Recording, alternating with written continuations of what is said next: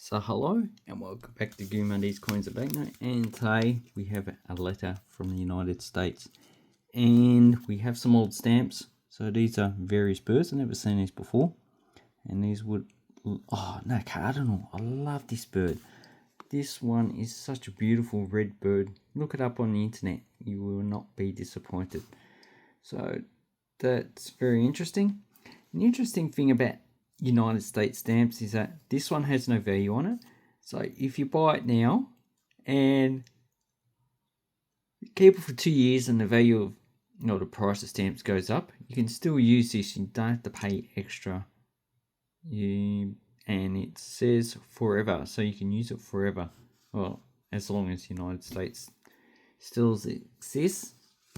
So we have the Treaty of Amity and Commerce between the United States and Sweden. So 1883, it might be a 1983 stamp. Although these ones are not really dated. Then we have Horatio Alger, no idea. And I think that's Benjamin Franklin, Bicentenary, 1976. So this is the oldest stamp, it looks like. Anyway, not too bad, has the older states.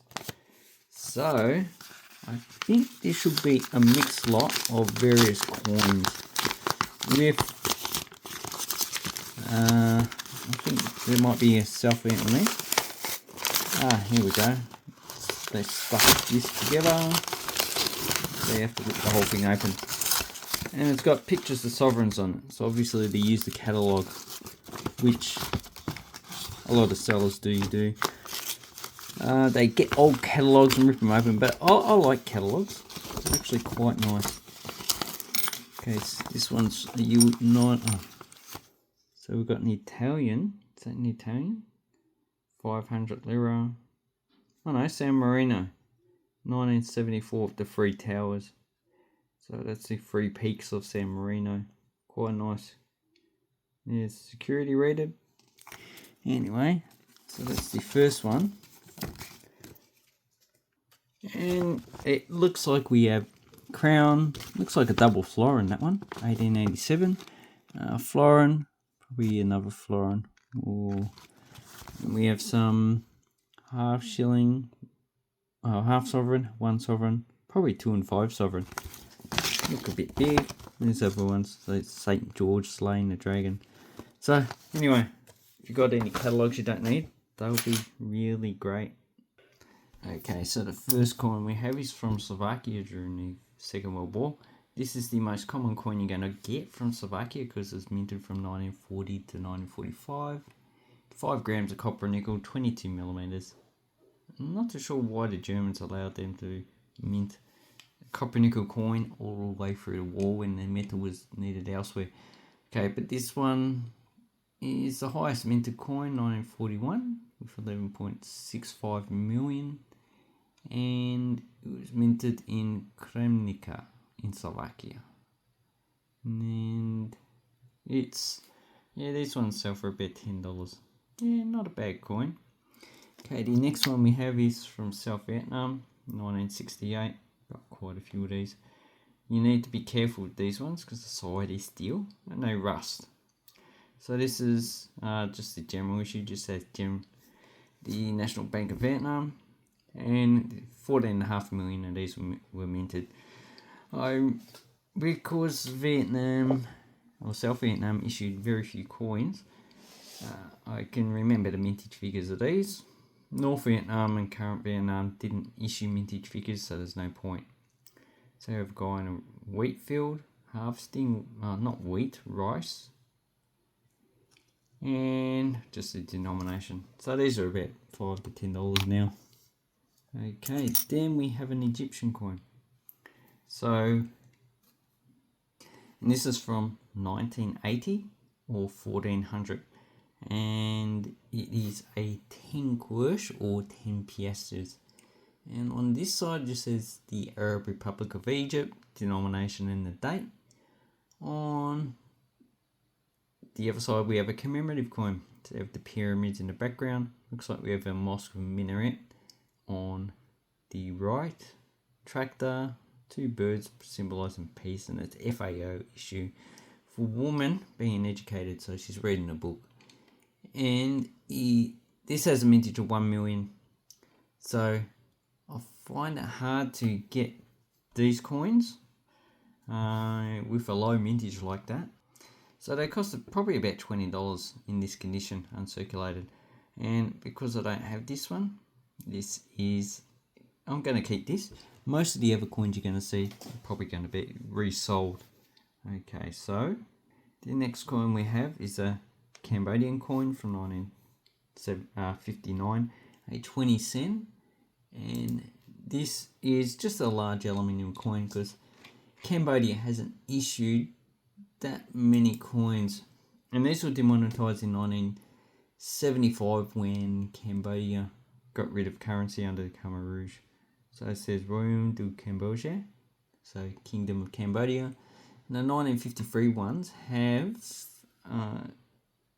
they have cent. The 1959 have sen, so 1 real equals 100 sen. And these were designed by Lucio Georges Bazur. Okay, this side just has the denominations and a nice pattern. On the opposite side, we have two ceremonial bowls, one on top of the other. So there is one bowl here and one bowl here.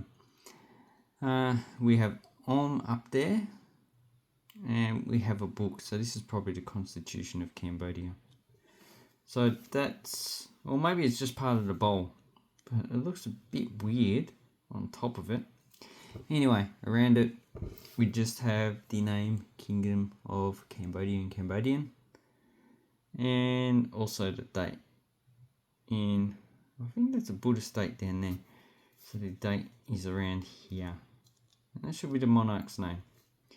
Anyway, the mintage of this one is 1 million.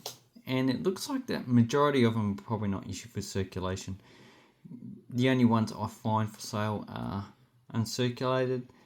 And these sell for about $10.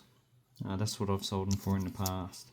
And these are minted in Paris because it has 2 mint marks on the side of the coin. Okay, so then the next one we have is from Panama. And this is a 2.5 centimos from Panama. So the Panamanian Balboa was issued in 1905 along with the independence of the country, but they also use US dollars. But as the United States doesn't have a 2.5 Balboa or 2.5 centimos, this is pretty unique. And this one's from 1929, and there is another one for a different portrait of Mr. Balboa on the 1940, and the last issue of the 2.5 was 1973 to 75. So this is a copper nickel, 3.27 grams, 80 millimeters. Seems that these sell for about $10 to $20 for only a mintage of 1 million. So not very popular coins, the first three. So these all have a mintage of 1 million. But as you can see, it depends on the time period. So the easiest coin to get is this, Cambodian. The hardest coin I find to get is this Egyptian one. It's because there's different sizes in the collector base. Okay, so the last two coins we have are from San Marino. So they use coins similar to the Italian lira. Same size and metal, but just different design. So 42 lira, we have an aluminium coin. It's only 0.8 grams, so less than 1 gram. It's 18.3 millimeters, and it's designed by Goido Veroi. And on this side we have a mother pelican feeding its babies, and it was designed for the against hunger in the world, so world fight against hunger. And this is more of an abstract, so we can see the 3 babies underneath and the mother. So she will regurgitate the food to feed the babies. And obviously her head's upside down, so she can correctly control how much food she gives out. And these ones are only issued in coin sets. So majority of 1 and 2 lira coins are only issued in coin sets. I'd say even 5 and 10 lira. And only the high denominations were issued for circulation. Because being a small country of about, 30,000 people, I believe, last I looked, issuing low value coins when you can just use Italian coins just doesn't make any sense. And on this side we just have the coat of arms of San Marino with the 3 highest peaks of the country and the crown on top. I'm not too sure what the crown represents. It looks like it's a probably medieval crown. It looks a bit modern as well, so more like the Edwardian crown. So this coin is a mintage of 291,000, so not really scarce, but obviously that's how many coin sets they issued, was 291,000, which is a lot more than what Australia's ever issued. Because being a small country, San Marino is popular.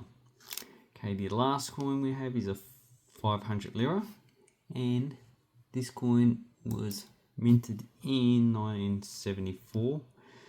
So the front of the coin has the coat of arms.